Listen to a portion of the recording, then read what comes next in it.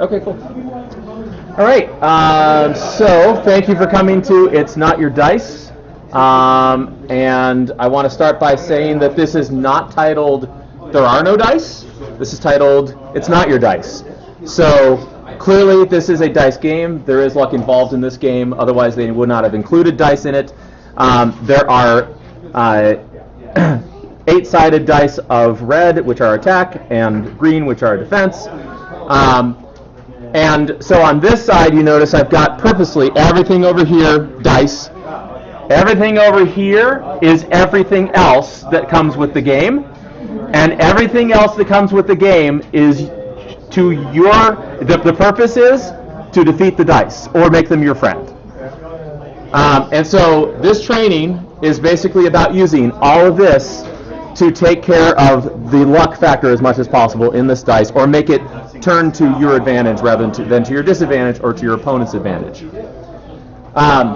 So talking about some of the things that are in the game besides dice: maneuver templates, maneuver dials, pilot cards, upgrade cards, damage decks, obstacles, the playmat, the tokens, which are representative of actions, little plastic spaceships. Some of them are very nicely painted.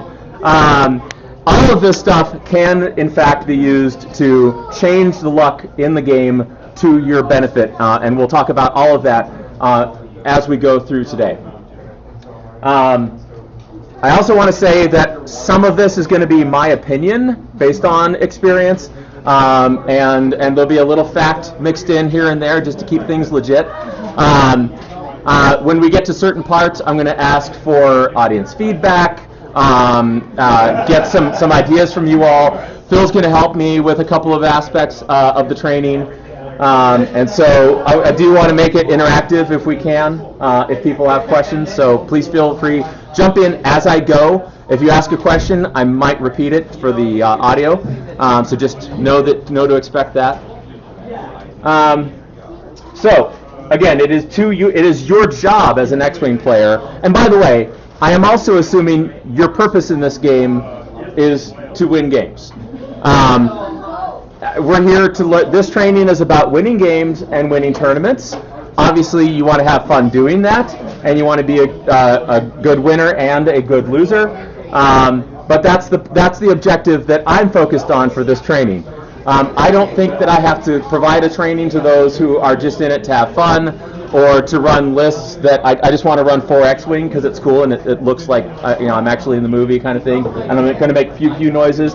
I don't know that I could make pew-pew noises really well, so I'm not the guy for that training. So let's start with the dice. I've got the dice laid out here in a specific way to show that on the red dice there are 6 symbols: a crit, 3 hits, 2 focuses, and 2 blanks. On the green dice side, we have 3 evades, we have 2 focuses, and 3 blanks. So if you look at the dice next to one another and the options on each die, you quickly discover that offense has an inherent advantage in this game. There is more offense on the symbols than there is defense, and even if you just take the eyeballs away, you still have more offense than you do defense, right? So the game is inherently bent towards killing things, which is fun.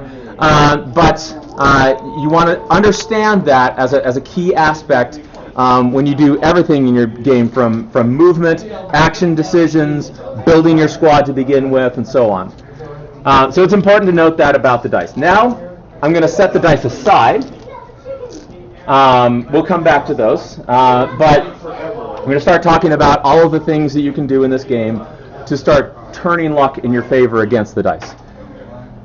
First, we have the damage decks. How do you use a damage deck to change the luck in the game? One of the things that you can do is you can pick the right damage deck. Right now, at least, we have the option of using the old deck or the new deck. So which one should you use for a given squad? Well, the old deck has cards like munitions failure, which means you get rid of a missile or a torpedo. which TIE fighters love to see that crit come up, right? Because I'd love to take a missile or a torpedo on my TIE fighter sometimes, but it's not an option. I think I've read books where that has even been a thing, but oh well. Not in this game, at least right now. So Old Deck is great for TIE swarms. Not so good for triple scouts. That have those plasma torpedoes, and they want to drop those plasma torpedoes.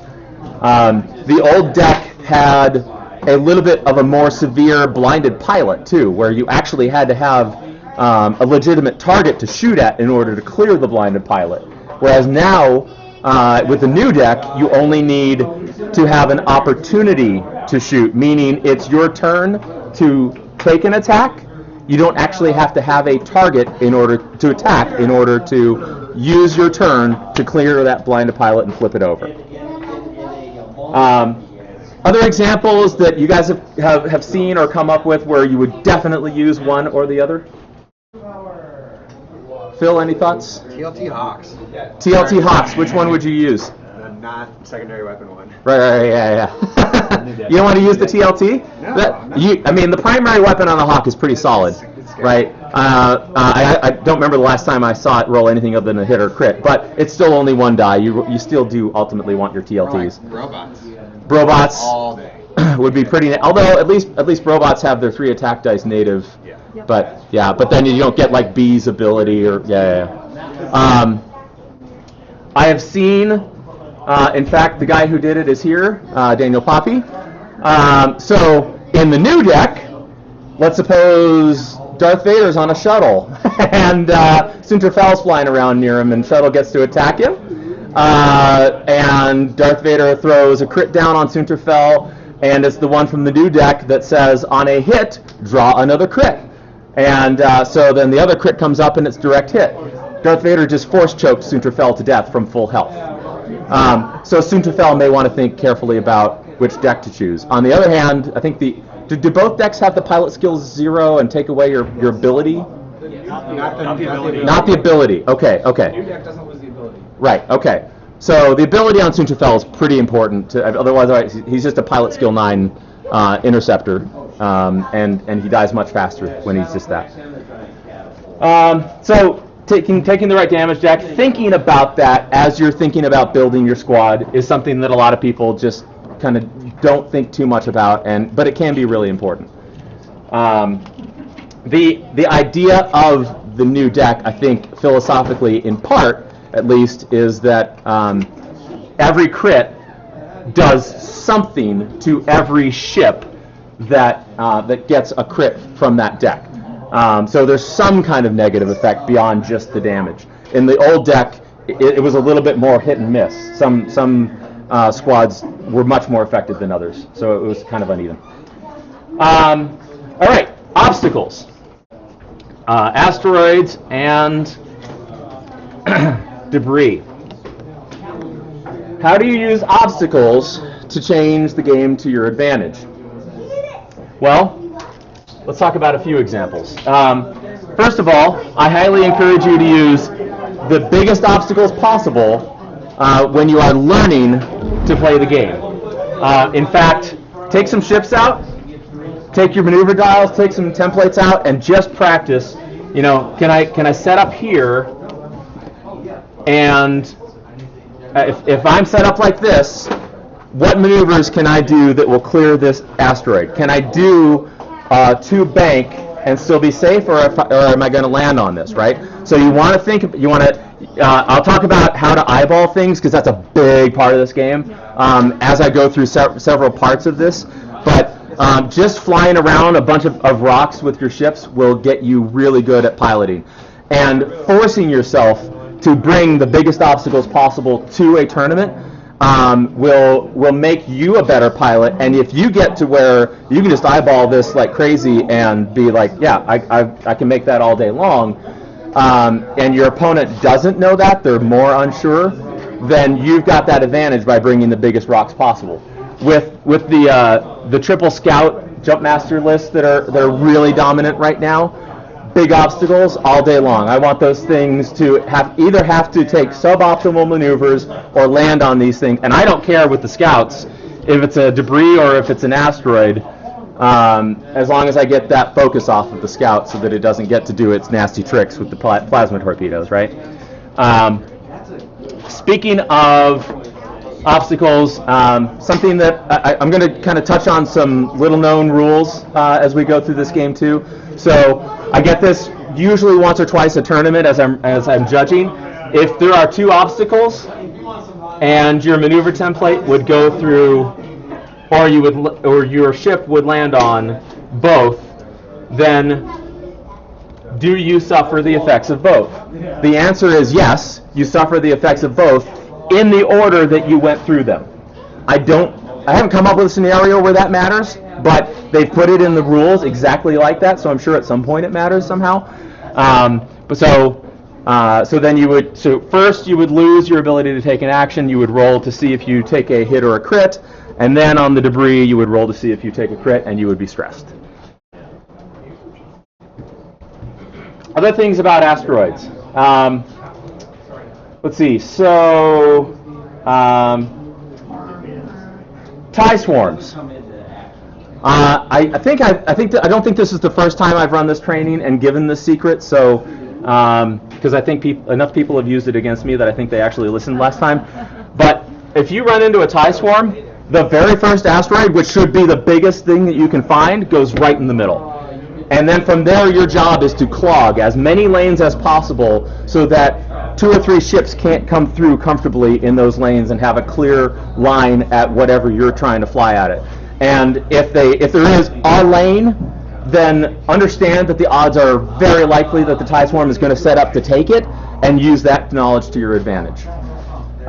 Sometimes it doesn't matter, and just because of if it's all small stuff, it's really hard to clog lanes.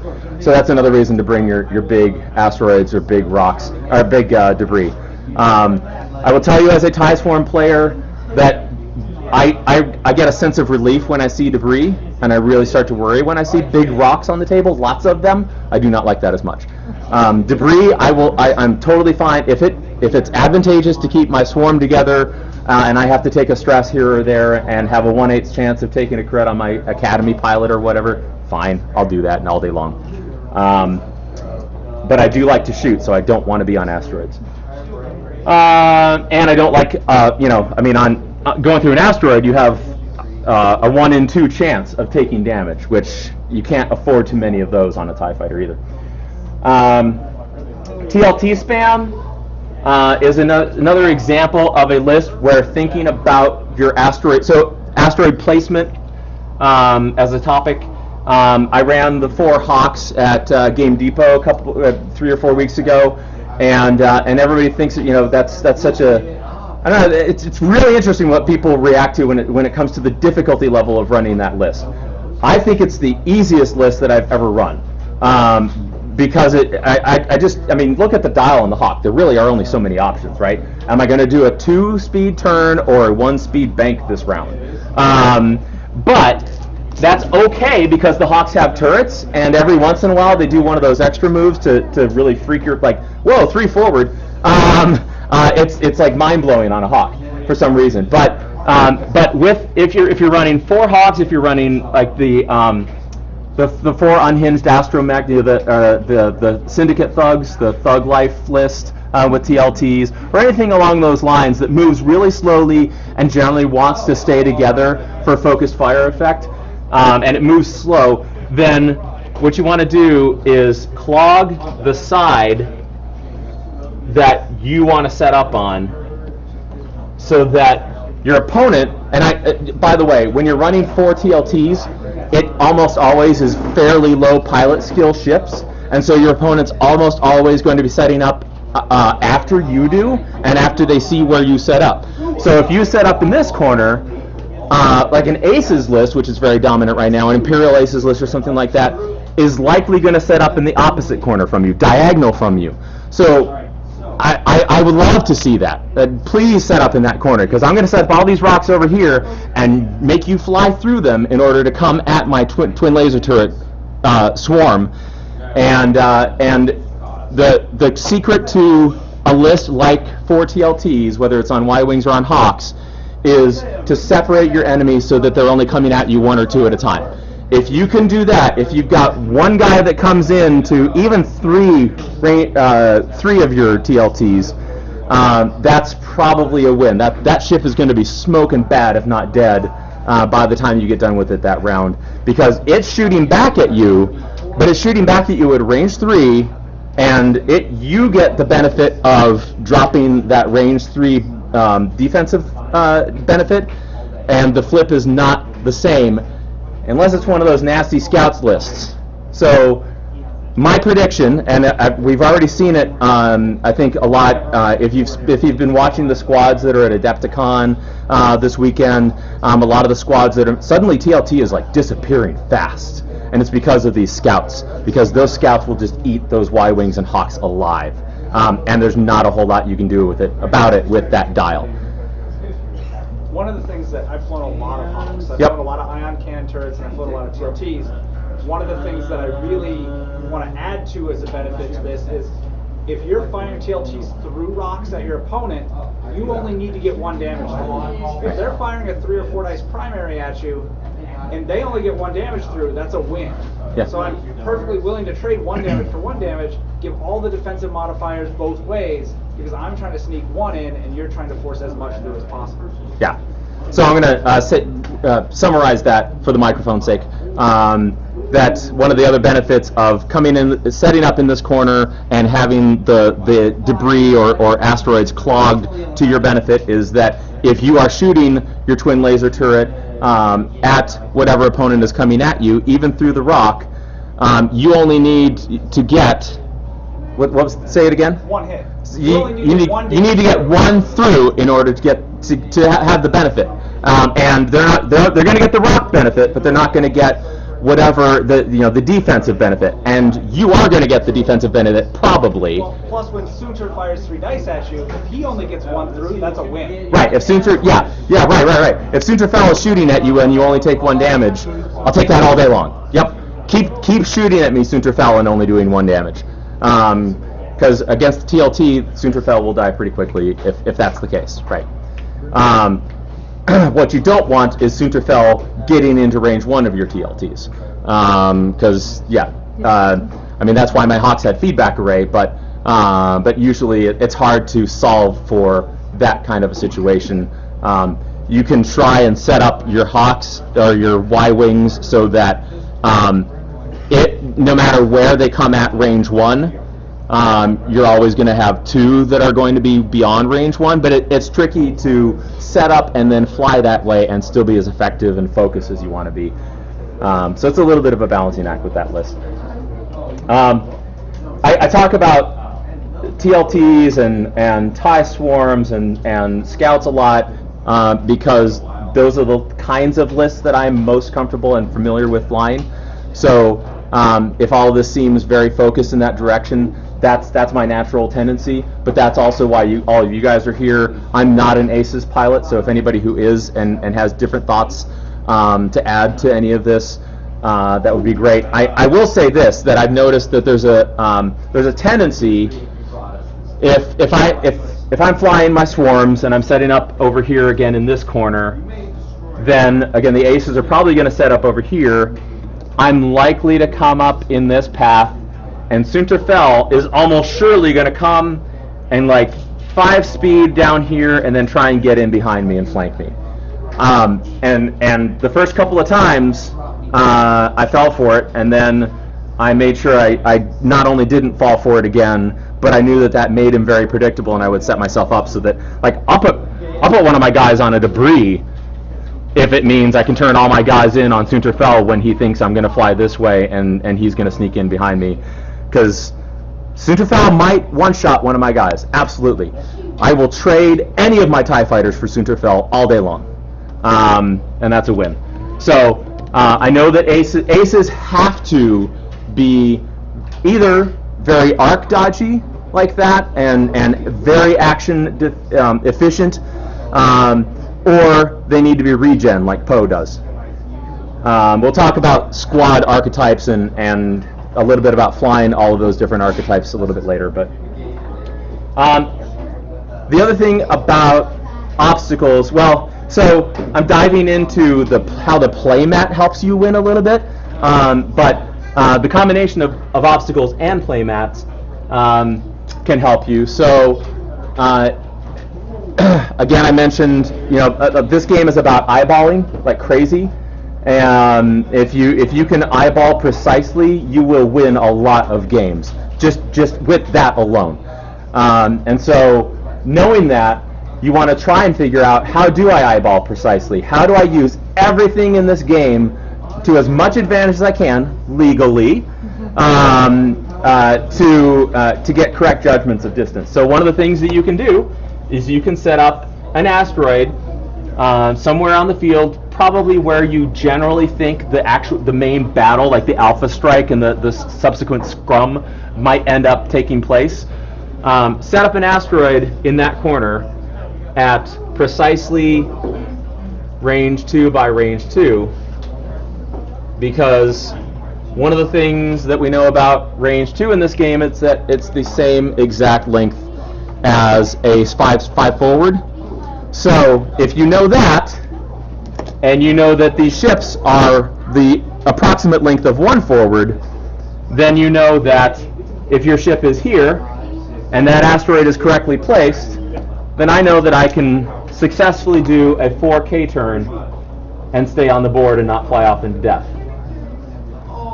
That's one little piece of knowledge that you can have based on this.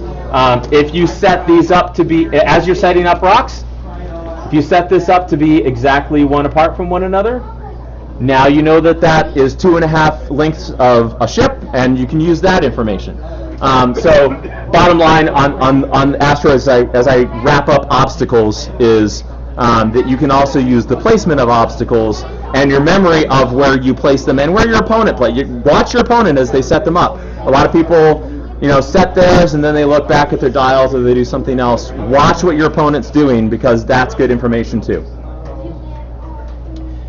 All right, anything else about obstacles as we move along? Yeah. You talked a lot about big obstacles.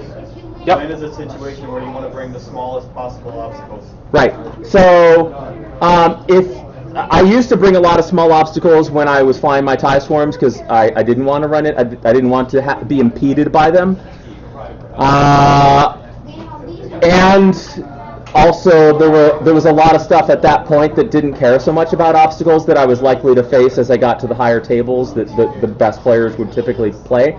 So bringing the big ones wasn't going to affect them so much.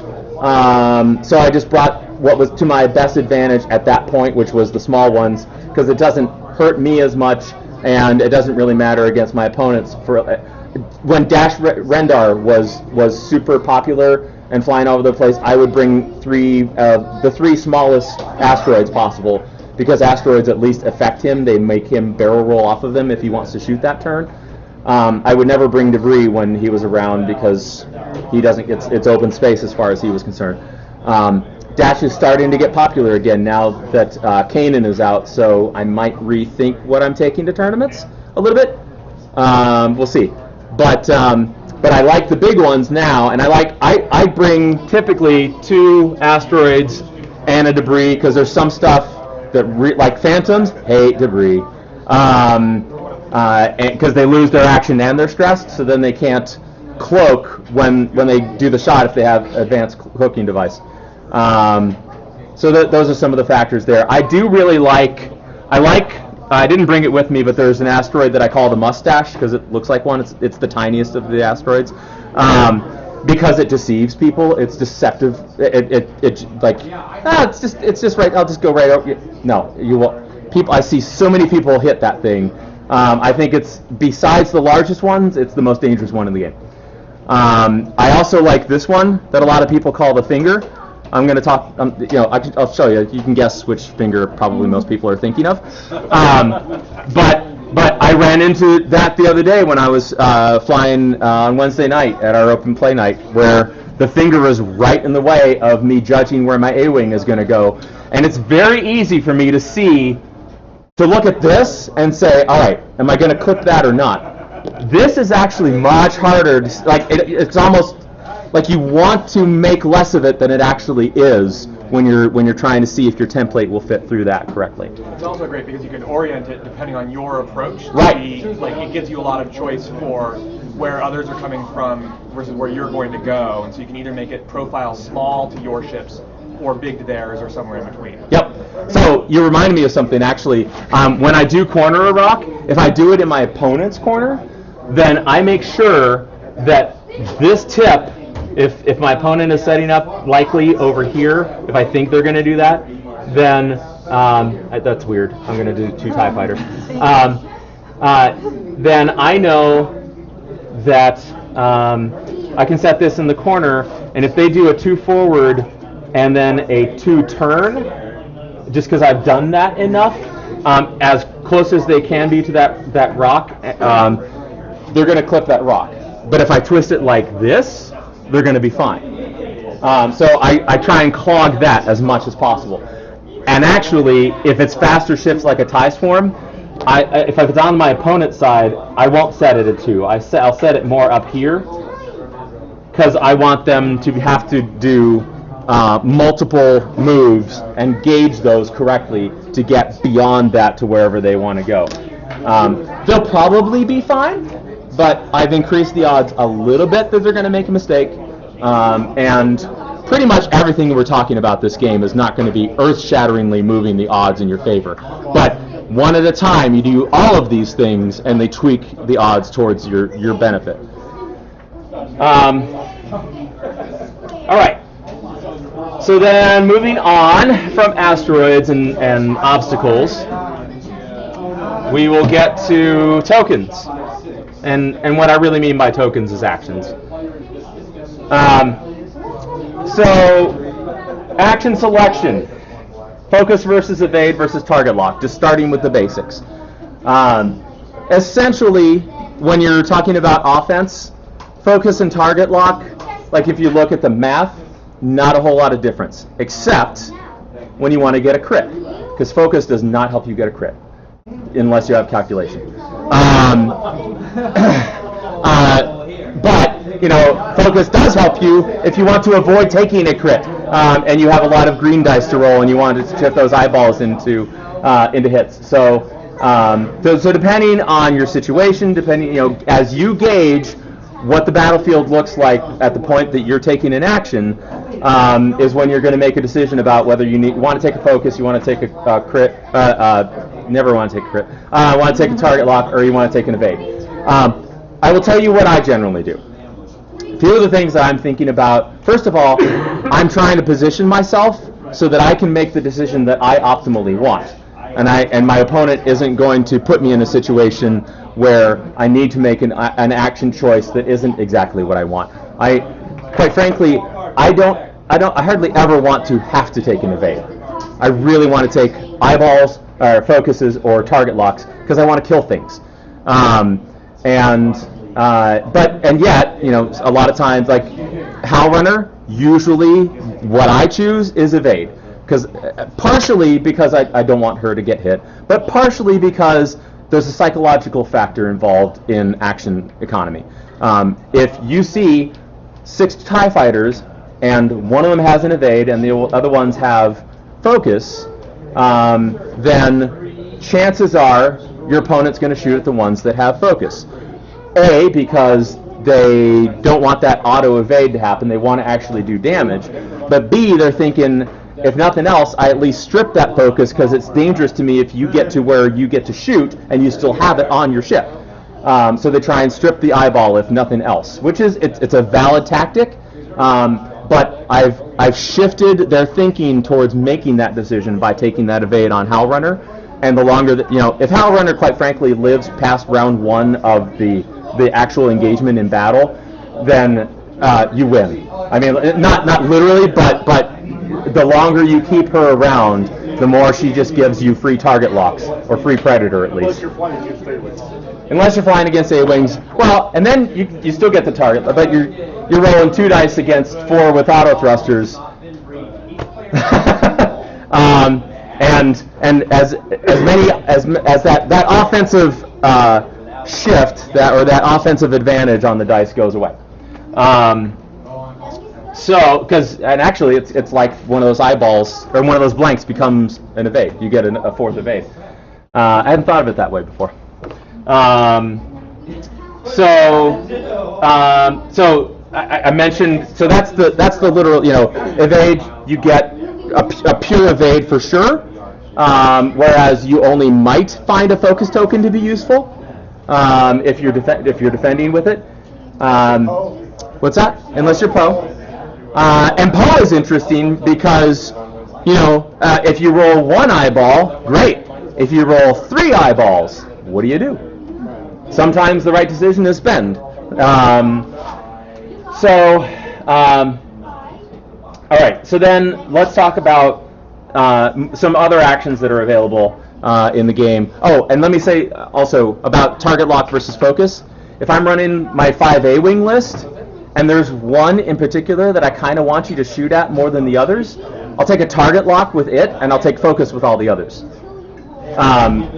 So all right, I'm going to shoot at the one that doesn't have a defensive token, but is full shields, and the other ones I'll have, like some damage, or the other options might have 1 shield down or 1 hull left, and I'm trying to keep ships alive. Barrel roll versus boost. 2 things I just want to say about that. One is that it's very situational, but overall, I have found boost to be a slightly better action than barrel roll. But it depends on your squad too. So boost on a large ship, first of all, is amazing, right? Because that turns a large ship into an arc dodger, especially if that large ship has a turret. That's incredible. I mean, the Fat Han lists and the Fat Decimator lists that were dominating about this time last year were really dependent on that. Paul Heaver won Worlds basically based on that, plus some bait for you to shoot at.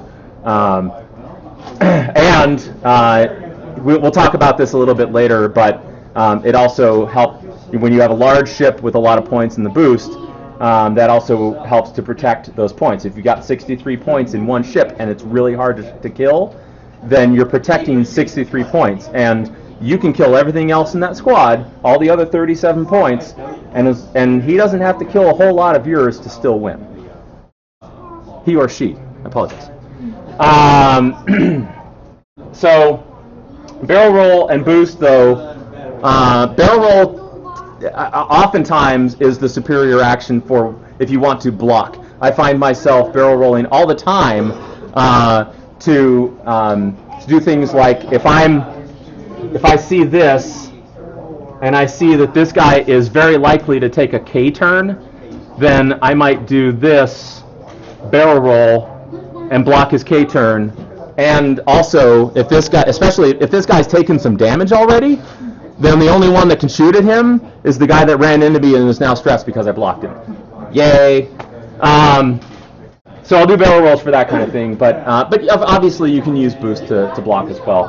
The number one thing I want you to take away about barrel roll and boost is that just because it looks cool does not mean you should do it.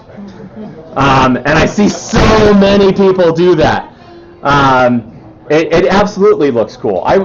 If you ever, I don't know that there's a whole lot of videos out there of when I fly swarms, but I will tell you that at the event that at Desert Sky Games, the store championship that I won, I probably can count the number of times I barrel rolled on one hand, and it was probably all in my final game with Hart when I was trying to arc dodge a Phantom. It's 2.5 just hours. Right, 2.5 hours, right. Barrel roll leaves you very vulnerable. So unless you are barrel rolling to get out of a shot, and you still get a shot, that absolutely. I mean, you don't have a focus to modify your shot, but you get a free shot because he's not shooting back. Absolutely, take that all day long. That's much better than getting shot at with a focus on your ship.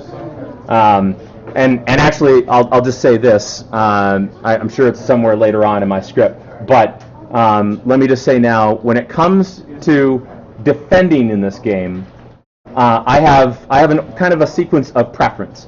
My favorite kind of defense is to kill my opponent. If they have less ships, that means I live longer. My second favorite kind of defense in this game is that the ships that he has left don't get to shoot at me, and I get to shoot at him. Because that combination leads to my first kind of preference, right? And basically, the last resort is that I have to rely on a combination of tokens and dice to defend with. So I'm always looking for a way to avoid having to do that. But even that is list dependent to some degree. Some lists are just, I have a whole lot of hit points. Come shoot me, I don't care.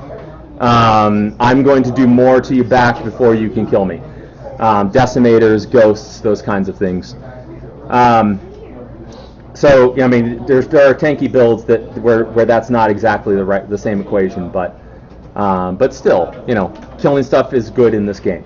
It's how you win. But killing stuff and not getting dead in the process.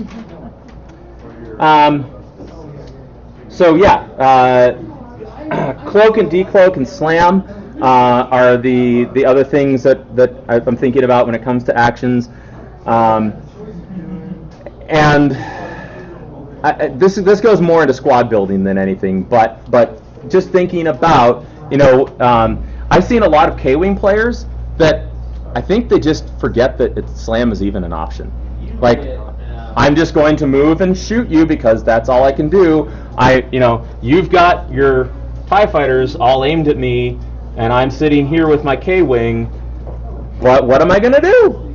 Well, how about a 3 slam and get out of all my arcs? But they just forget that it's there as an option. And that's way better than shooting, even with 4 dice with Miranda, spending a shield, and then taking whatever my TIE fighters give you. So just get out, live to fight another day. Because now you're behind me, and now I have to do all sorts of crazy stuff to get any shots at you, and you're going to have the advantage. Control the battlefield as much as possible.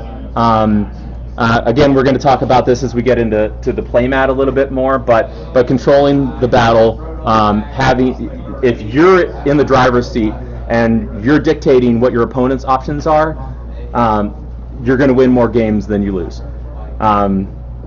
So that's one way that you can do that, is just think, how do my actions let me control the battlefield or gain control of the battlefield back? Phantoms are phenomenal at that. K-Wings are much better at that than they are typically flown. And arc dodgers in general. I mean, aces really rely on that a lot. One thing about slam too, I've had it happen several times that even when you can't slam out of arc, you can slam into the ship. Yeah. If you don't want to take that shot and you'd rather shoot at him later, you can bump a ship with Absolutely. the slam. Slam is a maneuver. You don't reveal a dial, so you can't do any of the things that are reliant on reveal a dial, but it is a maneuver, so you can absolutely bump with a slam. It's a great point. It's dirty, but I like it. It's Scum is really good at dirty, and really they should probably have the K-Wing.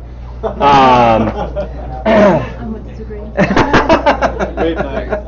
All right, so let's talk. So I talked a little bit about the psychological aspect of the game when it comes to things like taking a target lock versus a focus, but generally speaking, things like making your opponent think about as many things as possible when facing you, because the more things that they have to think about, the more likely they're going to forget about one of them. And as long as you are doing the right things to take advantage of whatever they forget about, then that's going to be to your advantage. And the more you practice even just thinking about that, the better off you're going to be. I used to fly a squad that was very dependent on that. It was a Vader shuttle with anti-pursuit lasers, a bomber with a seismic charge, and a Hellrunner mini-swarm, and they would all come at it from different angles. And it was called the Forget-Me-Nots. Because whatever one you decide not to pay attention to, and you're going to focus on one of the others, it just in your maneuvers, my opponent generally showed me which one they're going to focus on, and I'm going to take advantage of that with the other two. So of course, you still need. So it's one thing to make them think about as many things as possible. The more things your opponent has to think about, tends to be the more things that you have to think about too. So practice, practice, practice. Know your list. Know every ability. Know every upgrade card by heart. Again, the K-Wings and the Slam example. Use all of your things to your advantage. And if you build a squad and you find, gosh, I just that never comes into play. Maybe those aren't the right points for your squad. Maybe, and it might not be that it's a bad card. It may be how you tend to fly as a pilot in this game. So then you can try and learn that, or you can try and shift towards something that more naturally just feels like it fits with your style. Tractor beam, seismic charge, all sorts of things. Anything where there's a valuable side effect, like I have flown that bomber with the seismic charge example. I very rarely actually ever drop the seismic charge. In fact, James, I think you and I played a game where you unlocked the riddle, which is you were coming right at me with wedge, and you knew that my guy had a seismic charge, and you're like, I'm going to K-turn behind you and take 1 damage, and then I'm going to throw 4 dice at you and probably kill your ship. Okay. But most people are just, oh no, I'm going to hit with a seismic charge and take a damage. Whatever. But the psychological damage has been done. It's a real thing, the psychological effect. I haven't flown a lot of tractor beam yet, but I'm hearing a lot of the same stuff from the tractor beam. Is just the threat of you shooting me with that tractor beam is enough that I'm going to fly crazy to try and avoid it. And if you make your opponent do that, that's a win. This week I used did to take one of the title Y-wing stress spots and put it into an asteroid, and it just completely threw off the rest of the game there. Right, and because it's a tractor beam throwing a stress spot onto an asteroid, the legitimate threat. So it is something to be considered, for the agility drop and for on the small base ships the boost or the barrel roll. But even just the fact that it's on the board is an advantage, and for 1 point, it's a great cheap advantage.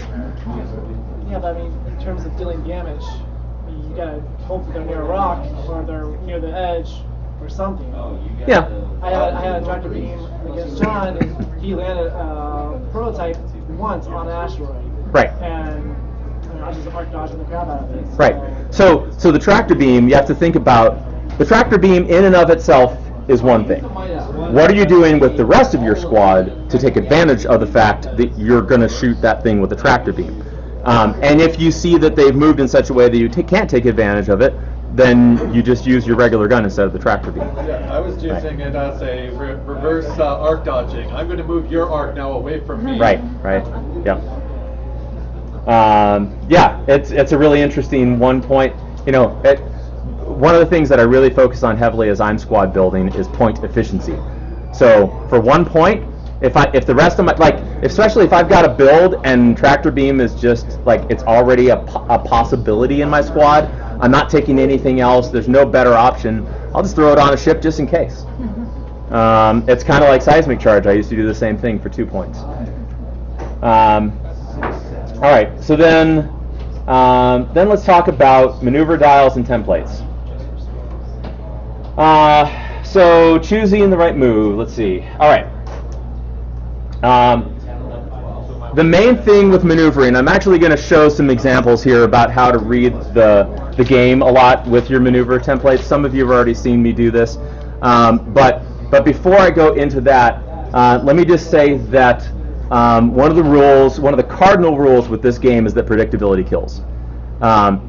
If the more that you can guess correctly what your opponent is doing and use that to your advantage, the more games you are going to win. You're going to swing the game to your advantage.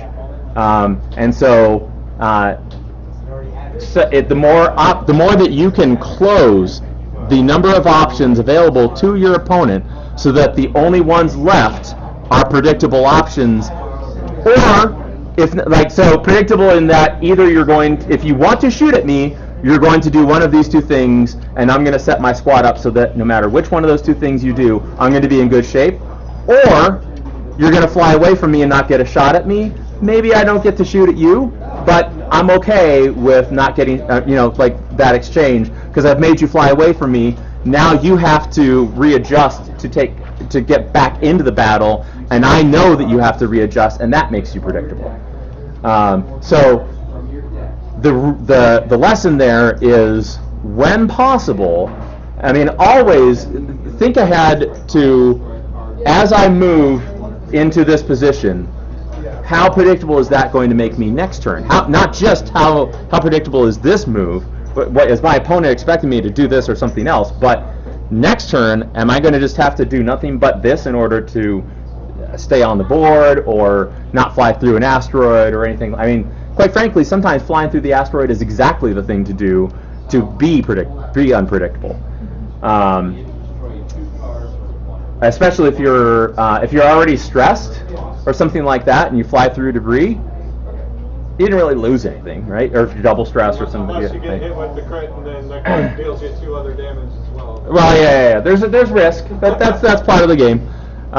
It's a calculated risk, though, right? Like, you're not going to do that on a regular basis. But if moving 5 through an asteroid, through a debris or an asteroid, to get a range 1 shot on something that doesn't get to shoot back at you, because you know probably where that's going to be, absolutely.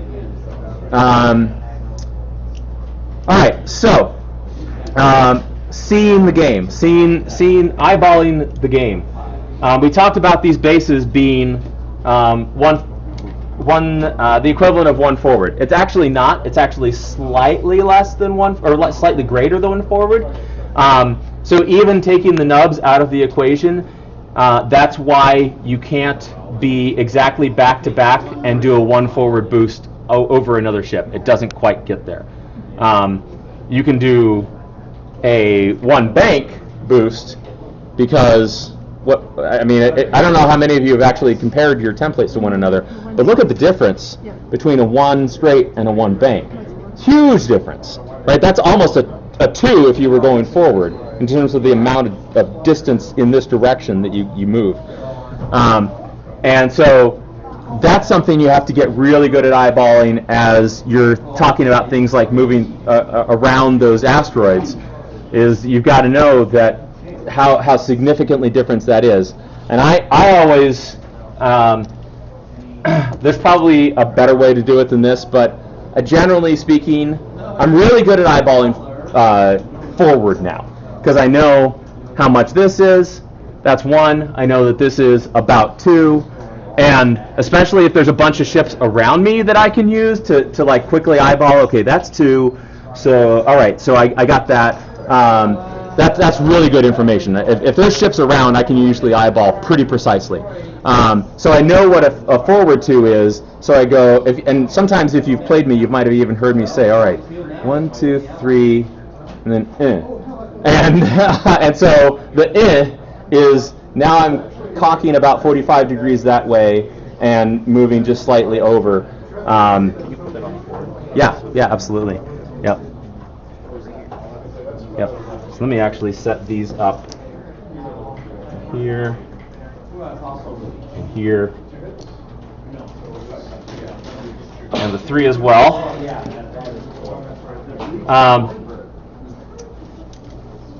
So straight next to the 3, so that. Yep. Good. Looking at clearance, though, you have to be careful, because that template isn't entirely representative of how much your ship clears. Right. Because your ship spills over the edges. Right, absolutely. So one of the things that I do, one of my favorite tricks is that this, the range, the 2 turn is the same as taking I'll do this in the air and then I'll do it on the board. The 2 turn is the same, 3 turn rather, is the same as a 2 forward and another 2 forward. So again, if I know the 2 forward, then I can eyeball that pretty well. But when it gets up here on this 2 forward, I also have to remember that it's also over here a little bit, because that's the width of the base.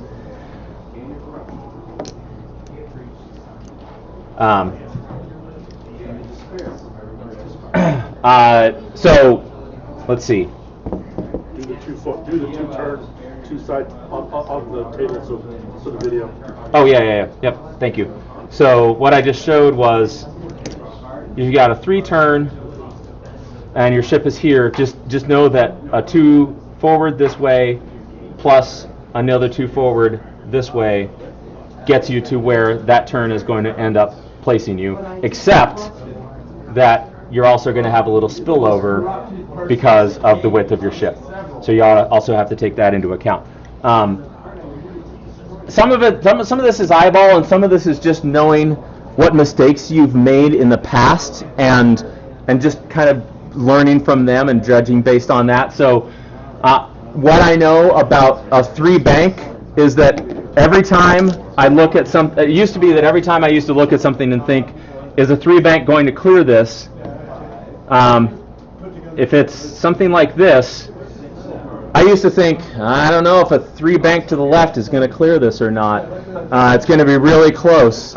And then I'd set my template down, and actually, no, it's not really close at all. It's quite a bit different. I'm very clear. That thing shifts you over much farther than every time. Just even now, I think I'm pretty sure I'm going to clear that, and I'd clear it by even more than I thought I was going to. But keep in mind too that a 3 is the most extreme version of that example. So a 3 takes you farther out, about the equivalent of a base out if you set it roughly like that and use that as your eyeball, right? Whereas a 2, the difference between a straight and a bank is much narrower, and it's even more narrow with a 1. So you don't get quite as clear as you slow down. I figured out the actual numbers on that. Yeah. Okay, you got the numbers on the screen? Excellent. Yeah, and those will be in the video. Yep. We can probably post that as a static image on the Facebook group too. Yeah, cool. Well, I find that it's useful, especially with the banks, to look at the firing arc, and then I know that I'm going to come in a little on that firing arc. So especially if I'm going to look at, am I going to clip an asteroid, I know that like a 1 bank, I'm going to come in like not even a template worth. It's going to be out, out the firing arc. But I can use that since on the banks I'm going to be pointed kind of pretty much where my firing arcs were, is going to be, right. And then I can sort of trace that out. And that's less about how far I'm going to be and more about how much I'm going to slide left and right to clear something. Right. Or when you get clear, assuming you clear, are you going to have a shot at the target you want? And then that's the next right. part. Yeah. Cool. So talking about just using speed to your advantage, slow versus fast. In general, rebels tend to move slower, and they have that one. So I personally consider, but again, this is squad dependent, I think that this is, in my opinion, the most powerful of the templates in the game. This is such a quick adjustment this direction, and then if you've got barrel roll, it's even better, because then you just got all the options, right? Whereas I think that the next, if I had to pick, one thing the TIE Fighter drives me nuts about is, unless I'm ionized, I can never do one of these, the one forward. The 1 forward is, I think, maybe the next most powerful move in the game, because it's just so controlled. And so you can stay a long time, for example, with one of those TLTs or an HLC or something like that, where you want to keep range, especially if you got barrel roll to go, if you move 1 forward, so I'll put a ship back here to show you where we originally were, and then I barrel roll back, then in terms of my vertical, I've only moved half a ship length. And I can keep using that HLC. I have to push the limits, or I don't have a focus or any modifier on the damage, but maybe that's okay, depending on the squad. So you can control really well that way. On the opposite end of the spectrum, and this is something I've really come to understand as I've flown A-Wings a lot more, is the 5-speed is amazing when you've got it as an option. And there's no ship better at it than the A-Wing. One of the big surprises when I chose to fly 5 A-Wings at the Store Championship here, with auto thrusters on it and crack shot, was how effective it was against the rest of the field. The squad is here. It's basically five green squadrons with A-wing test pilot, auto thrusters, adaptability, shard and refit, and crack shot adaptability, so that I can get up to pilot skill 4 if I want to against the contracted scouts and shoot one down, hopefully before it gets to fire, or at least make it spend its focus and it's smoking by the time it gets to shoot. Or I can drop 1 to pilot skill 2 and try and make it bump. I mean, there's lots of interesting options there. But so it was built to go against the 3 contracted scouts. The big surprise, much to my happiness, was that it was really effective against a lot of other stuff too. And most of what makes it effective really comes down to the 5-speed maneuvers that it has, plus everything else that it's got on there to take advantage of that. So if I come at it, if I engage at range 3 against a TIE swarm, for example, then I get 4 defense dice. One of them is an automatic evade as long as I roll a blank. And I've got probably a token, right? A focus or an eyeball, so I've got at least 2 evades. And so if you're throwing 2 attack dice at me, I can probably evade just about all of that, even when you throw 6 or 7 of those at me. And then the next exchange, I go 5 forward, pass a lot of your ships, unless you K-turn, which is really dangerous to do. Even when every person I've talked to after said I thought about doing that, but if you only go 2 forward, then I'm hosed, and that's a real threat. I could decide to go 2 forward and then just run into your front swarm and still have really good shots at your back swarm at what's left, right? So no matter how that goes, and that's TIE swarm's kind of a weird example, but just in general. Against an aces list, I'll maybe move one 5 forward to make them bump into me, and then the rest of it hangs back and crack shots and it will take aces down remarkably fast with those crack shots, even with those 2 little attack dice. It's a very efficient squad, and when you're shooting back, you don't tend to do a lot of damage because they've got 2 shields, 2 hull, auto thrusters. Then you can 5K, and when you 5K. You're probably not getting shot at from anything for that turn. And then you can kind of gauge the field and see, do I want to come in slow with a green 2 forward? Or do I want to come in really fast with a 5 green forward, which it's not hard to predict that a ship can move 5 forward. It's really hard to predict that after a K turn, a ship can move 5 forward and still take an action afterwards, like a boost. That's just about nuts. So again, I use that squad as an example because it's something I'm very familiar with right now. But these are examples of the kinds of ways that you build a squad and then try and use everything you can, including, as we're focusing on right now, the maneuver dials and templates, to your advantage. Talking about the maneuver dials for a second, this actually isn't in my script, but I just remembered about this. So between rounds, just in case, don't ever pick up a dial that was set at a 3 turn and pick it up and go and set it back down. If your opponent was watching what you did, they know you're probably going a 3 bank or a 3 turn or a 3 forward because you moved it just slightly in the direction that you did. If I'm doing the same maneuver, I will pick this dial up and I will, okay, that looks good. Again, maybe nothing, maybe not anything to worry about. Maybe I didn't need to do that, but better safe than sorry. Under the table too. Under the table is a great way to go, if it's an option. But you're usually in this position at this point by the time you're playing this game. Bless you. I had an opponent in the semifinals of a cut, and I was changing my maneuver repeatedly. Every time I changed my maneuver, I noticed he picked up his dial and changed it. And I asked him, are you actually changing your move every time I change my move? And he goes, no, I'm spinning at 360. Yeah. Yep. Yeah, great.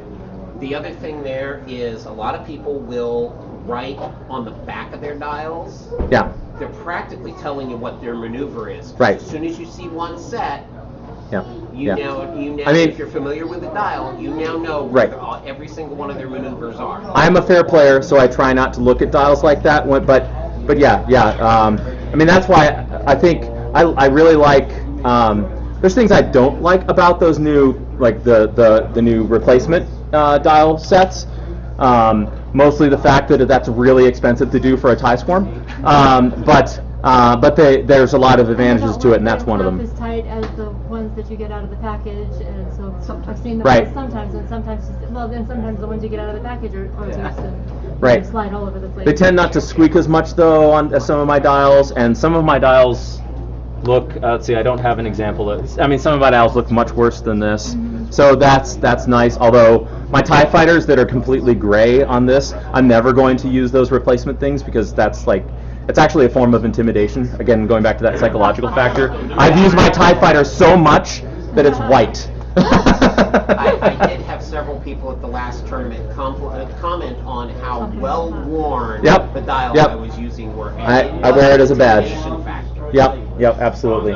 The loose dials, talking about the different dials, I actually, the first regional I ever played in, I missed making the cut because of a loose dial. Yeah, loose dials are a thing. I placed it and it was one move, and then just the act of placing it and then flipping it over Yep.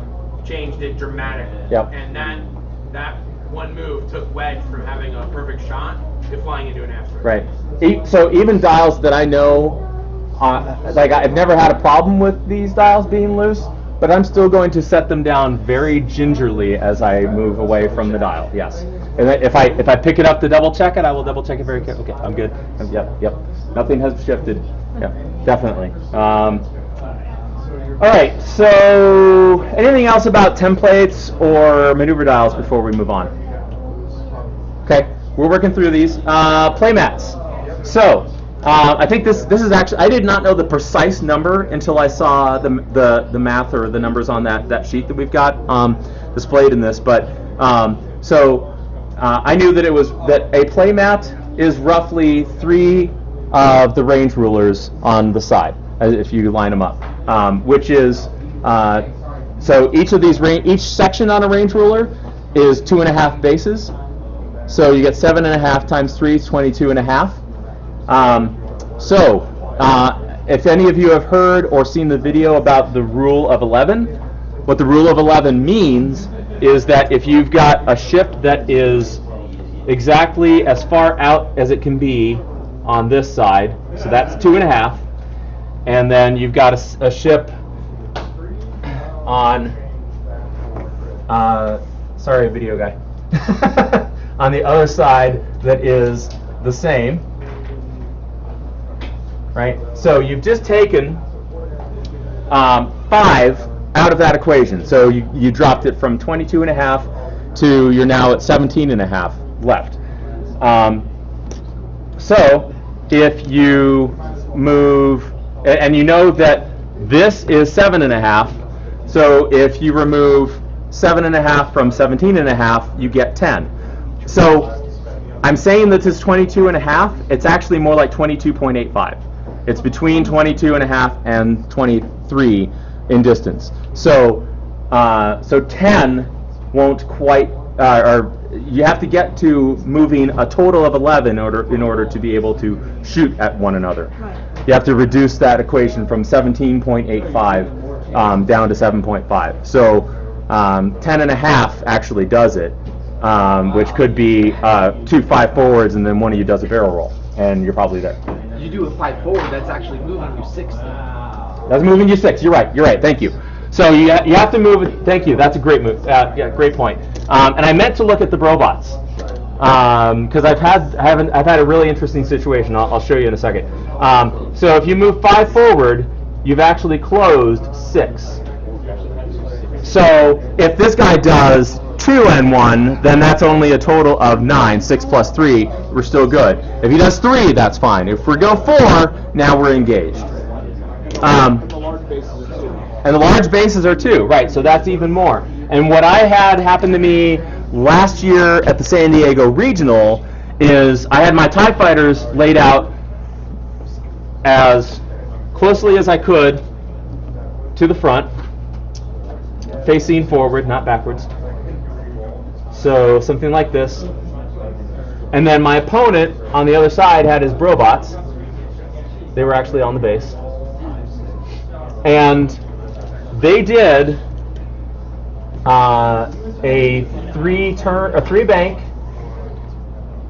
which we know is more than 3 forward. So that's 3 plus 2, roughly, plus a little bit more, and then did a boost. So that's another 2 for this ship, plus the length of the boost.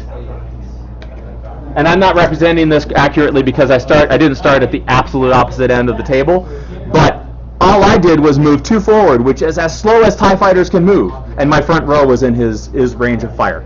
It was enough to get him into firing at me.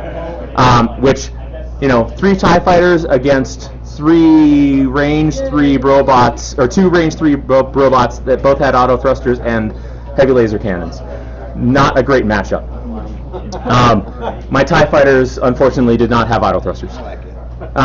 Yeah, the robot pilot likes it. Yep. Yep.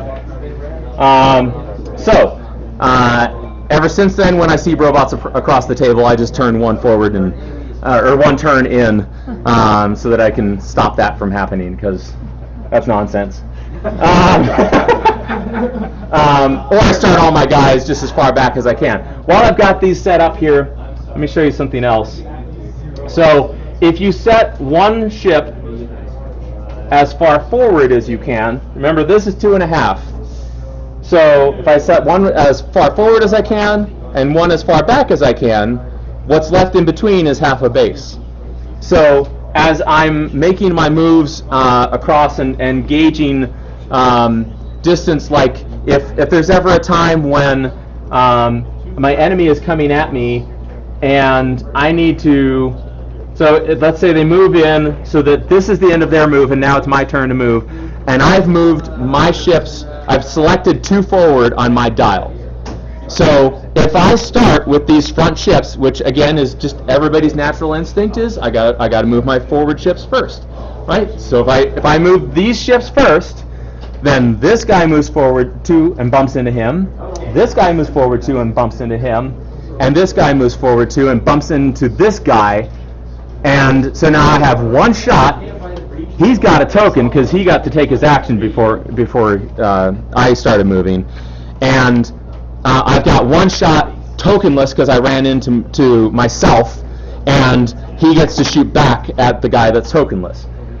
Here's the other option that you have, and again, this is not a lot of people see it, but if you know about this, if you think about it, there's nothing stopping you from moving this guy first, from marking the ship that's in front. I'll try and keep my head out of the video. I switched cameras. Yeah, okay, thank you. And moving this guy first.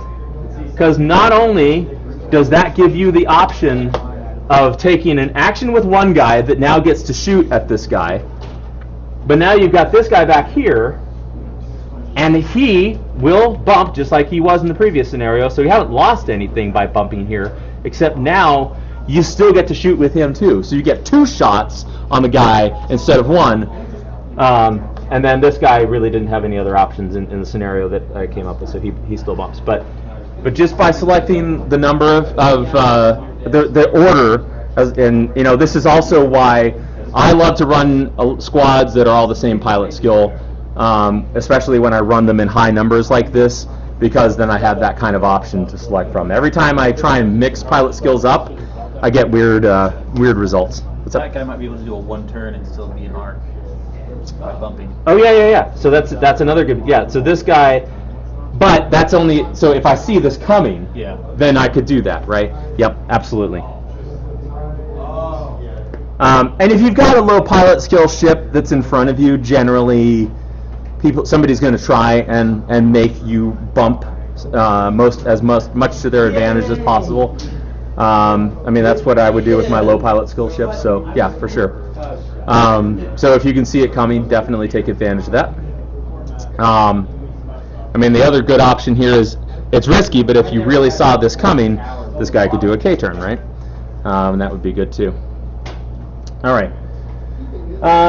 So I think that's the majority of when I say using the playmats. That's how you can use the map to your advantage, is by knowing the dimensions of it and knowing exactly. And so I gave you the example of the joust where you're coming right at one another, but even just tracking what you're doing relative to what your opponent is doing mathematically, if you've got that kind of brain, that will help you as you get into engagements, sometimes understanding roughly what I'm looking at here in terms of options. So the other thing about playmats, the example, coming back to that example of the 4 twin laser turret ships, let's suppose that these are Y-wings. Quite frankly, I tend to set up my swarms in the same place too, for much the same reason that I'm going to cover, but it's especially good, as I mentioned, for a squad of twin laser turrets, it wants to control the engagement as much as possible, and between all of those asteroids, try and make your opponent come at you 1 or 2 at a time instead of all focused at once. So one of the tricks with that is that just by setting up on the side, you've eliminated half of their options from coming at you, because they cannot come at you from, they're not coming at you from over here. They're going to come at you either from in front or from the side.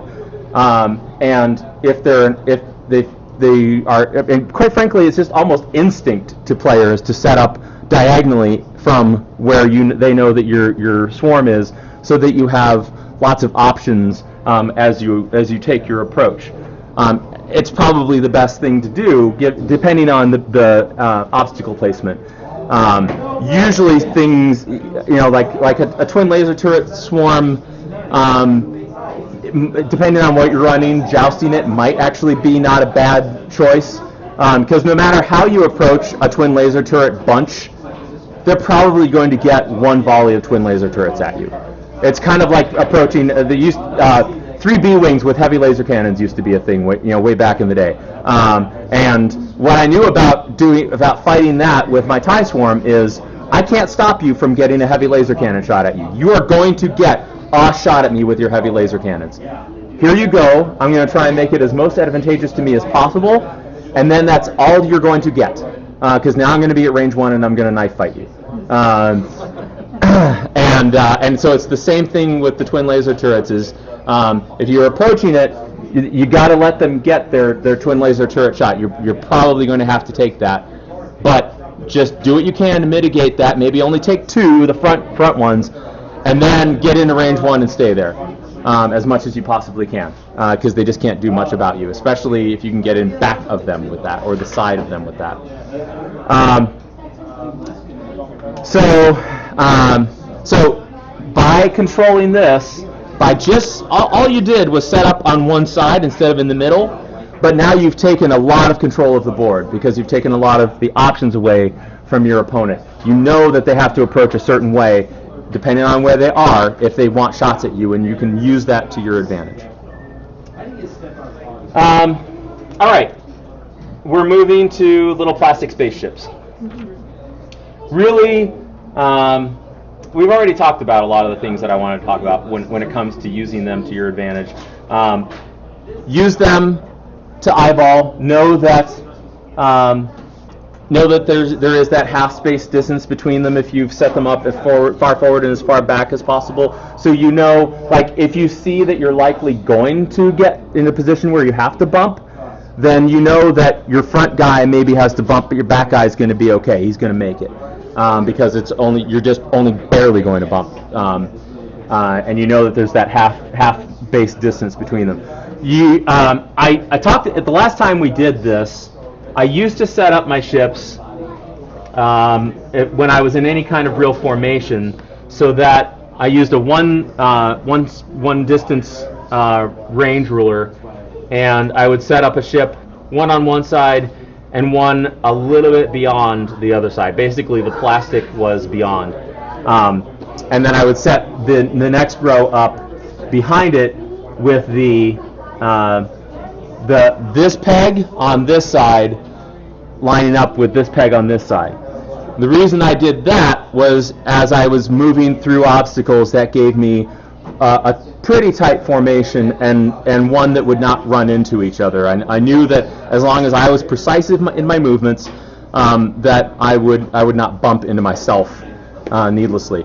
But what I've since discovered is that if you practice a lot, if you get really good at precise movements, then you can actually not only line up one behind the other and still be in fine shape in terms of not running into each other. Because the trick is, if you get this close to one another, the problem is that when you bank a square, it becomes a diamond, and that's a problem when two diamonds try and overlap into the same space.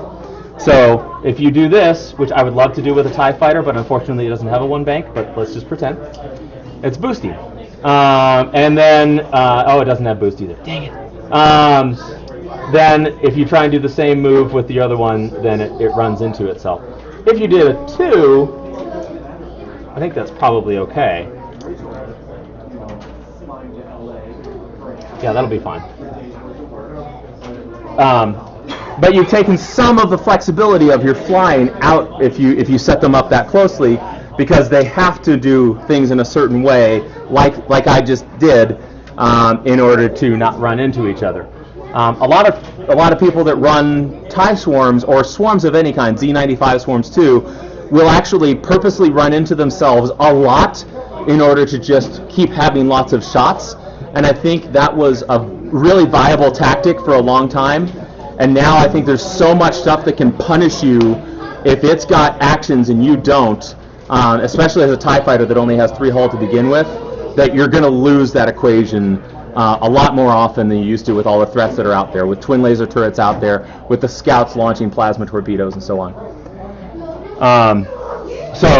So moving precisely and being able to take actions as often as possible is much more important, I think, than it used to be.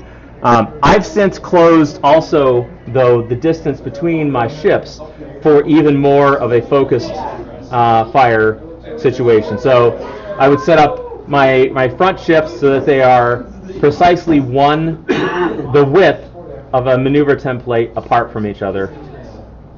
And I find that that's just as good in terms of not bumping as setting it using these on either end, and it brings it in a little bit so that it's that much more of a tight formation.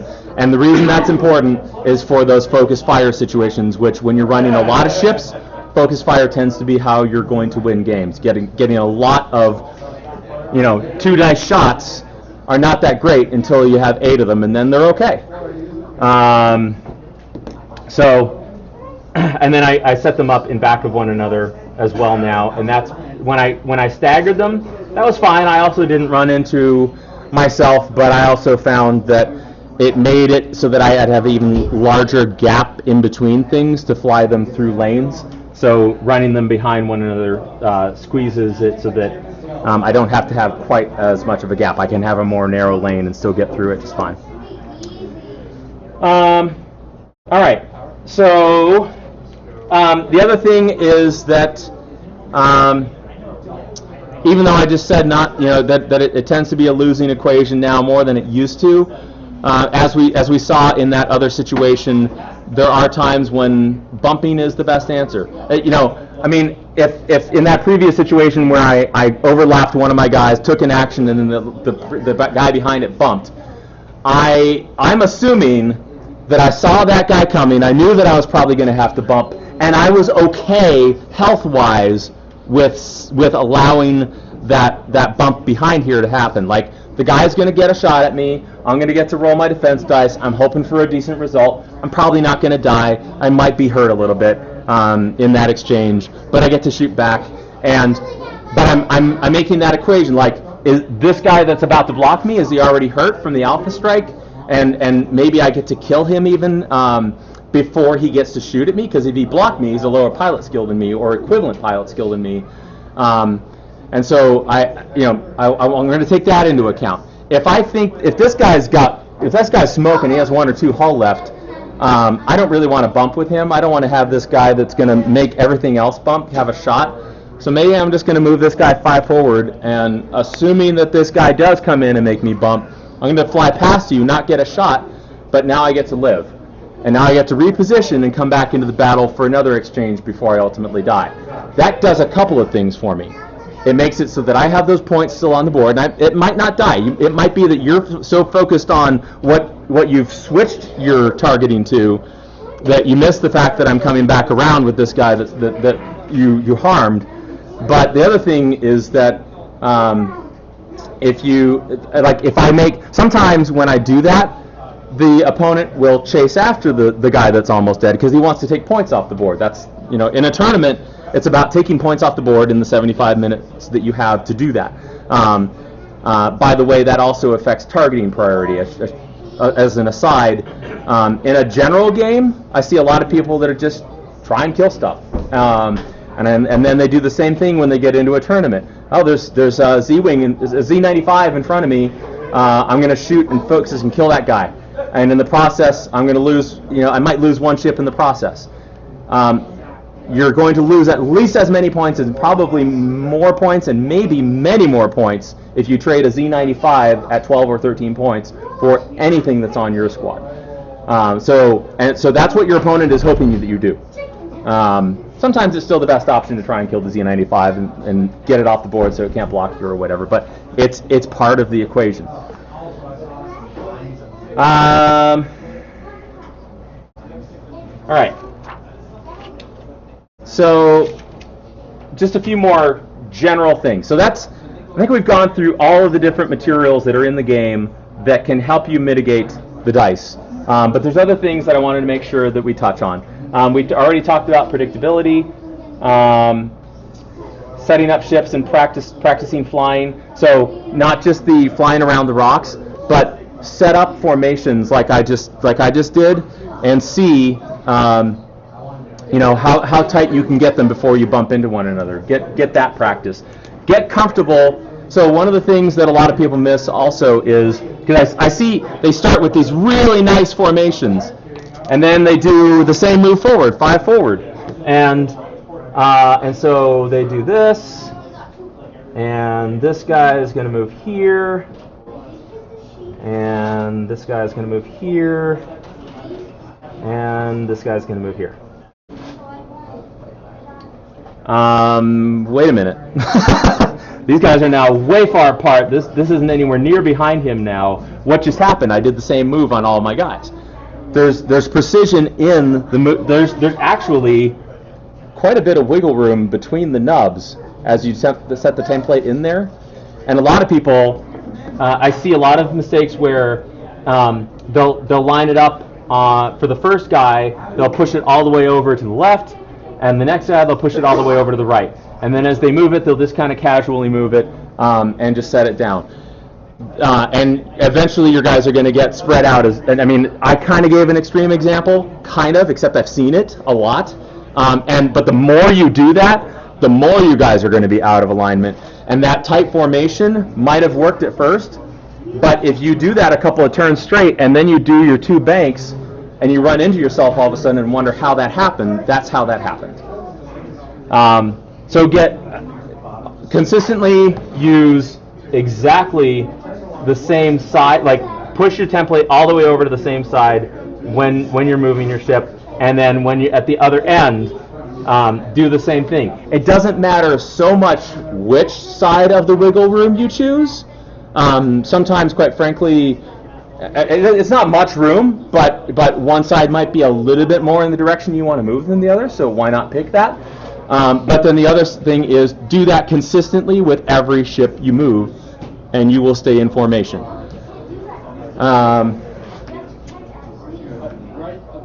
One of the best exercises that I did, so I had an experience with John Grasser last fall, where he was running his Chewbacca and Eden Brill list with heavy laser cannon against me, and I was running TIE Swarms.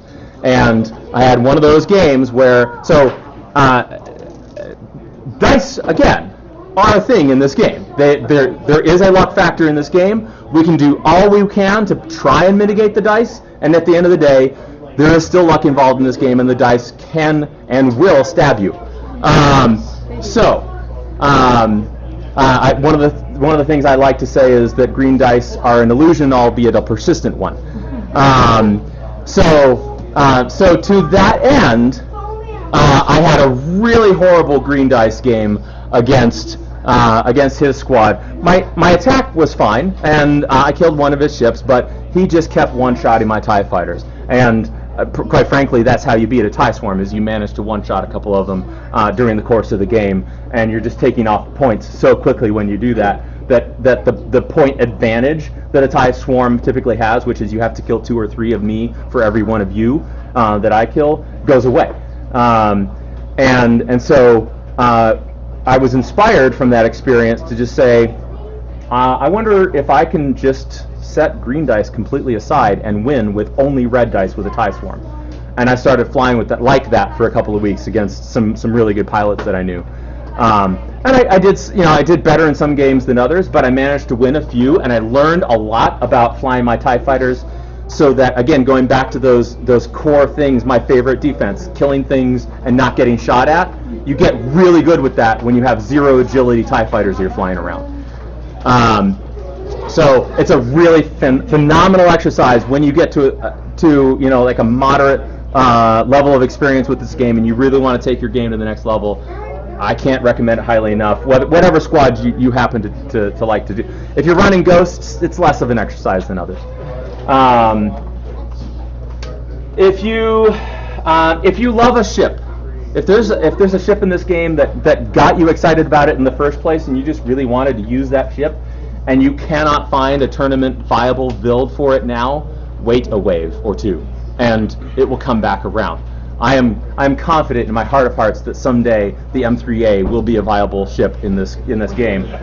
It will take a really phenomenal Scum Veterans list or box set or something like that to make it happen. But that's the dream, is that someday that will be viable. But yeah. They ran 4 of them and 1. Do you know what the list was? I'll have to pull it up. Okay, yeah. That would be phenomenal. I mean, sometimes lists win because what? I don't know how. I haven't practiced against anything like this, because who would fly this? And 6 with tractor beams. Yeah, 6 with tractor beams. Yeah, right. Absolutely. Can take a cannon. Absolutely. Yeah, I can see that for sure. So. I mean, that's one of the things that I lament, is that the cheapest tractor beam ship the Rebels have right now, I think, is the B-Wing at 22 points, plus a tractor beam, so 23 points. So it's really hard to fit into my A-Wing swarm. But I would love that.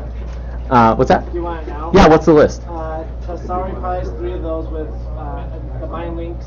So the pilot skill 5 guys, I think, that have the EPTs. Mangler, the heavy sky interceptor, so I get the cannon. Mangler plus title plus cannon? Yeah. And then Saruri, or what do you say his name? Yep. Saruri, with tractor beam, stealth device, and Sirosu with tractor beam, stealth device, and the cannon. So they all had tractor beams? No, Or the other 2 The little ones have Mangler. the little ones have Mangler, Sirosu has tractor beam. Tani Mind Blade. And they all had a Tani Mind Link. That's phenomenal. Yeah, I can see it. I'm going to fly that. You talk about economy of action. Man, I'm totally going to fly that. Okay. So the other ship that I'm excited about that's coming back around. So it's been around ever since the Emperor was introduced into the game. The shuttle was suddenly back, right? But it was our shuttle, and its purpose was to ferry the Emperor around, which seems a little weird and not so effective at 29 points. But the shuttle, to begin with, is actually a cost-effective ship for what you get. The 5 shields, 5 hull. The dial is not great, but it's got a stop. And so for 21 points and 3 attack dice, it's pretty good. You just had to put so much on it to make it work. Then it ended up being not so good cost-effective wise. But now. You had the Emperor that came in and kind of reintroduced people to shuttle. Now you've got electronic baffle, and the Buffalo herd is a thing that's starting to rise. The one that I like. I think I came up with this flavor of it, but the Buffalo herd thing definitely isn't me. I just like the name, but it's for the shuttles with electronic baffle. They all have tractor beam because options. And then one of them has Agent Callus, and 3 of them have Tactician. That actually seems like a pretty viable list. You got to point them in the right directions. Obviously, you're still taking damage for doing a stop or or any kind of turn. Your only option is your 2. But I think it could be pretty good, and it certainly against the contracted scouts list. I think there's a way to fly it that it could work pretty well, because all those torpedoes are not going to do a whole lot to 40 hit points worth of ships. Yeah. When does the tractor beam take effect? Right after it shoots? Yeah. Can you do like a tractor beam and pull one from a row of guys and just have them go over and over and over multiple times? What's that? You could only move with the tractor beam once. A Per tractor ship beam. can only get moved once a round. Once a round by a tractor? Yes, Because it only takes the token first once. time. Right. It takes the token several times, but it only gets moved for the first token it receives. Yeah. Okay. The rules state specifically the first time a small base ship is hit with a tractor beam. Yep.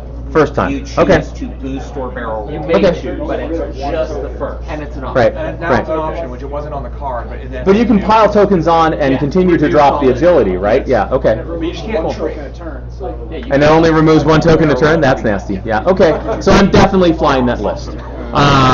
Mostly because I want to fly 4 shuttles again. And again implies that I did it at one point. That's correct. Right. I mean, it used to be okay. Yep. All right. So let me make sure there was one other thing. Okay. One last thing actually 2 things that I can think of that I wanted to make sure to cover. One is so don't be afraid. Or we already covered that. Never mind. If you can shoot outside of your primary arc, like if you have a turret, use that to your advantage. And I say that with a voice that's a little bit frustrated, but it's because I see so many people that have ships that have turrets on them, and they come right at me. Why are you doing that? You have a turret. Fly past me. Make me chase you. Use that turret to your advantage. That turret makes you an arc. An ion cannon turret on a Hawk makes a Hawk an arc dodger. Think about that for a little bit as you look at its style. It's phenomenal. I am undefeated still with Poe Dameron with VI, BB-8, and auto thrusters, 2 Hawks with ion cannon turrets and 1 with TLT, because I just controlled with those Hawks whatever I needed to line it up for Poe. It sounds like a horrible list. It's really effective. I don't see using BB-8 with Poe as that big of an advantage other than barrel. No, it was Poe, because it was for the New Mexico Championships that was my squad for that. Yeah. Y-wing with BB-8. The problem is you can't get a droid that gives you other green options. Is the one that allows you. So to your point about. To the point about BB-8 and Poe, one of the reasons that it's a little bit better than because Wedge with Push the Limits engine and BB-8 is a whole lot of fun to fly. I mean, you're stressing, so you have to do a green maneuver, but you want to do a green maneuver. So you have to do a green maneuver in order to clear the stress as you move to take basically you BB-8, you push the limits to do a boost or a target lock or whatever, then you immediately do a green maneuver because that's the requirement of BB-8. You clear that stress and then you get another action. It's phenomenal, but what makes Poe really great with it is you have a little bit more in terms of green options. You have the ability to take auto thrusters, which is huge. Yeah, but you can do that with like Blue Ace or Red Ace or With one of the cheaper guys? Right. Except you don't get the EPT then. Like the pilot skill 10 is really important. Right. Yeah. And Poe's action economy is. Right. All you need is a focus and a barrel roll, and you're in good shape. Right. Plus you've got the boost if you need it too. Right. Yeah. All right. So that's everything I had written, but I did want to get so one of the things that we didn't really talk about a lot is how to think about building squads. I mean, a lot of this works into that equation. But as you're building squads, first of all, again, going back to some of the basics. Think about what kind of pilot you are, what kind of ships you love to fly, what got you into this game in the first place, what just brings you joy as you fly it around the board, and try and build lists around that. The first ones probably won't do as well as until you really get in and understand every point you're spending has a purpose. That whole concept, but so that goes into thinking about how to build your squad. Are you a pilot that likes speed and those sort of agility, arc dodging kind of lists? Are you a little bit bent more towards a tank that can just throw a ton of damage at things? But those ships, those squads tend to be a little bit less defensive, and they go down quickly if you let them. So you have to mitigate for that. What kind of pilot are you? What brings you joy, and what are you finding success with? The other side of building squads is that your opponent is also building squads. And so as you set your squad down and you're looking across the table at your opponent, you got to think about what that squad looks like, why they built it the way they did, and what can they do to you with it, and how do you mitigate that. So Phil, you had some thoughts on that. Yeah. All right, so a lot of what Ian has already talked about, yeah, and I just have a few squads out here, but a lot of what Ian has already talked about takes into account the effect that you know your squad and know it well. And like we're talking about, if you're playing casual tournaments, bring whatever you want to do, whatever. But if you're looking at store championship, regional, worlds kind of step level, if we're talking about store championship, you want to play with your squad at least 25 to 50 times, at least. And if you're going regional, I'm talking 50 to 100 to 200 times of playing with your squad, knowing how it works, knowing, I mean, it sounds weird, but knowing your ships and what they do intimately, so that there's no questions about abilities, there's no questions about what do I do here, how do I need to approach this. Yeah, the more you can do instinctively. Yeah. Just you don't have to think because the more you can do that, the more focus you can put on what is your opponent doing. Right. Like when you see me play my robots, I'm already grabbing the target lock when I'm shooting because I know my fire control system is going to kick in. I put the target out before the dice are even resolved because I know it's just coming. But so you know your squad intimately, and then you assume that your opponent knows it as well. So I see this happen a lot at tournaments, but when you show your squad and the other person shows it, and they look and see what ships are on it, I'm like, oh, okay, that's cool. They don't look at the upgrades. They don't think about what are these upgrades going to do, what are these pilot skills going to do, what are these elite pilot talents going to do, and how is that going to affect my gameplay? Because right when you see that, if you're not a pilot skill 1 swarm, it's going to dictate, even if you are a pilot skill 1 swarm, it's going to dictate not only how you place your asteroids, but how you set up your squad in response to that. So like if there's I'm flying a swarm and there's a bunch of arc dodgers around, I'm going to set my asteroids that pull them into lanes, and they're going to try and do the reverse of that. If I'm flying my 2 robots, I'm going to try and set the asteroids where it dictates where the fight's going to take place, and then set my robots to either I get like 2 side shots and they flank them like I don't know how you say it, like pincers, or that they come straight at them and make them joust me, which doesn't hardly ever go well. I like to call it the Vader throat hug. Yeah. Just come to me and let me crush you in the main grass. But so what you do is when you get to those before you even start playing, but when you're starting to look at the field, those are very important moments, and that's the thing that people miss out on, I think, sometimes. I mean, besides all the things, those are very important in saying, how am I going to respond to what's been put across the table for me? Because you have to develop a game plan that sets up your initial deployment, your initial moves of where you're going to corral them, and then when I'm getting into late game, what needs to be off the table so that I can win this late game, or what do I need to have alive that I want to draw people away from so that he can do the work he needs to. If I see Poe, I'm going to go for Poe most of the time. Except that there's this really juicy stress hog right in front of me that's not been played right and he's way out in front. I'm going to kill that and then we're going to get about Poe because then I have my actions around.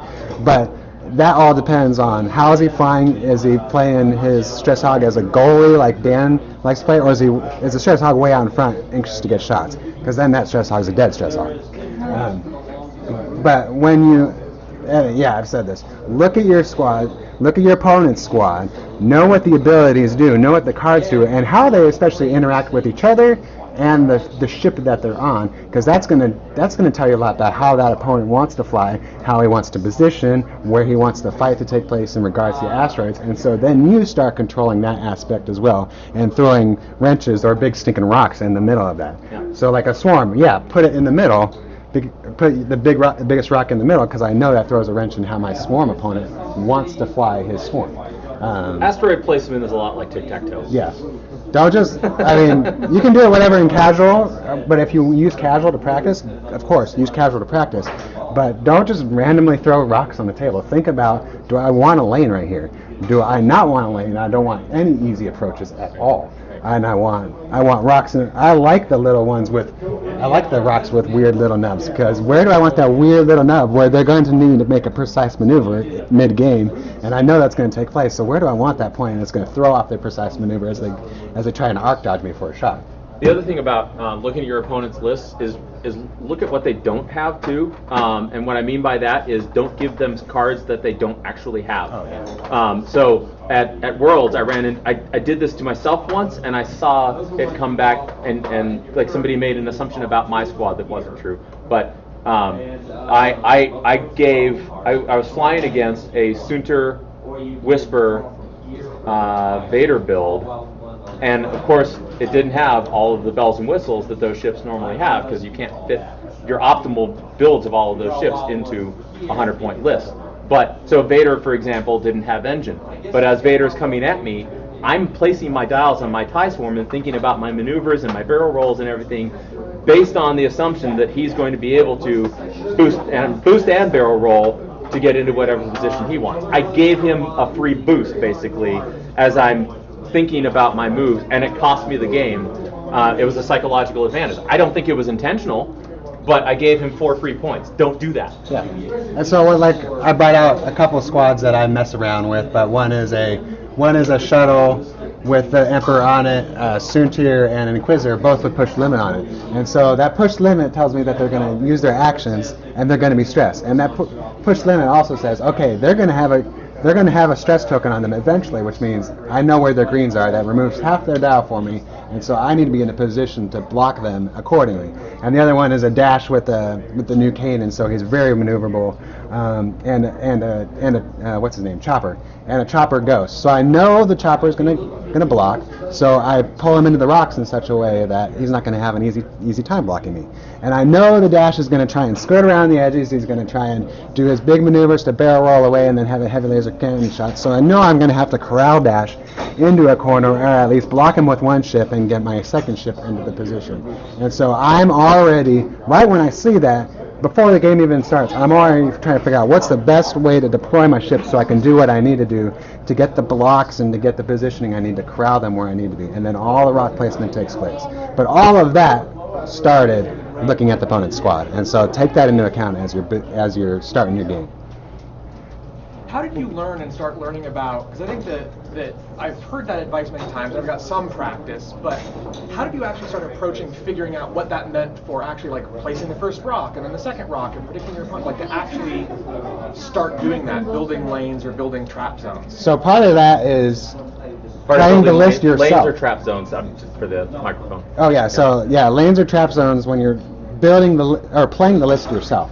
So that means taking away one of your practice games and say, I might see a Fel Vader Palpatine list, and I played that. I knew I was going to see that world, so I played it a bunch of times to know how it works and know what it wants to do. And then I said, so when in the middle of the game, what would have happened if I'd used debris instead of rocks? Okay, what would have happened if I had lanes? It's a lot of the theory crafting of what helped me in this game I just played and what didn't help me. Because I want to remember both of those, what didn't help this list, because then I'm like, okay, I can use that against my opponent and try to do something that's not going to help them. And then also just watching other people play it. If you get done with your tournament game there, don't just go, if you want to work on these things, don't just go play on your phone and take a rest. Look around and see how other people are flying and the choices they tend to make, how they've arranged the board in their favor and how they're using it to their advantage. So what's the best way to get from, say, kitchen dogfighting which is what you normally start out, like first playing the game, to stepping up to that next level where. I think start playing in some of the casual tournaments locally that we have. It's a very great, very comfortable entry level experience for most players. It's a very welcoming community. The casual events are very low stress. Just go into it knowing you're there to learn. So what I will say is that sometimes you'll surprise yourself when you come to the first time you come to a tournament. I've seen first-time players win or place very highly in tournaments because they've played other games that are strategy games where you use a lot of the similar kinds of thinking, although all you're doing is familiarizing yourself with this game and the rule set, all the nuances we're talking about today. But the other thing is that a lot of the really good players, besides all of these other things that we're talking about, the ability to set traps, the ability to think about your opponent, if you already have that innate skill, but you haven't thought about the squad building stuff as much, you just put together something that seemed good, but seemed kind of fun for you, a lot of times that's where me as an experienced player goes, wow, that's really brilliant, and I've never seen that before. How did you come up with that? And I don't know, I wasn't trying to come up with anything special. And then, I'd never played against you before, so for me, I tend to, if it's something that I'm a little unfamiliar with, and I don't know the pilot, I'm going to play a little vanilla and a little reserved until I see what kind of pilot you are. And sometimes that's a big mistake that ends up costing me the game. Like the first time, I will say this, the first time that a player beats me, that a player plays me, is probably, for a while, the highest percentage chance that they have, like, that I'm going to lose, right? Because and then I get to know you, and then we're going to even the odds out a little bit because I have some ideas of what your patterns are, and then you've got to adjust those patterns against me. And if you're a good player, then that'll happen over time. And it's really a lot of the fun part of the game for me, is to meet those players and see them advance. I will say that I don't know how many of you are on the Nova Squadron page, but there was a really good conversation on Facebook. There's a really good conversation that broke out a few days ago.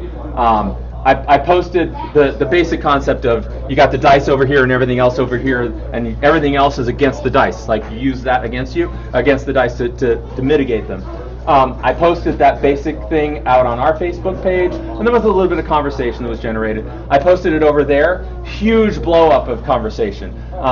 Some that were like, "That's garbage. It's all about the luck. I've just got really bad luck. You've got really good luck. Paul Heaver wins World 3 times in a row because he's just got lucky dice, or he's just lucky himself." I mean, like not quite that extreme, but.